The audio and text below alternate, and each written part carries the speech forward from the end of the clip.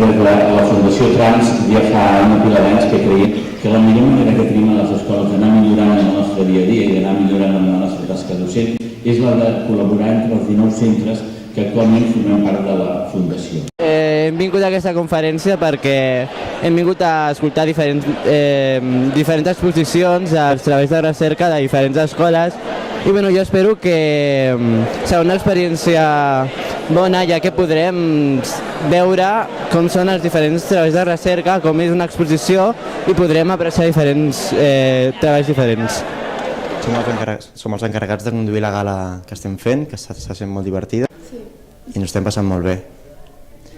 Jo soc mag, llavors em fa molta il·lusió fer màgia, introduir la màgia en aquesta gala per fer-ho més dinàmic i està sent això molt divertit.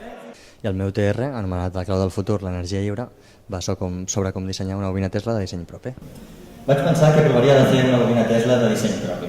Amb aquesta, ionitzar l'aire.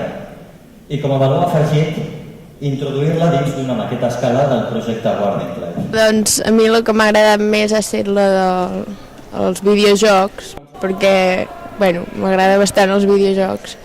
El fet de tenir aquesta mostra de treballs de recerca avui és per donar a conèixer els treballs de recerca tan interessants que s'estan fent en tots els centres de la Fundació Trans i també per motivar els alumnes de primer de batxillerat a realitzar els seus treballs al curs vinent amb molta il·lusió, amb moltes ganes i també veure fins a on poden arribar amb els seus treballs.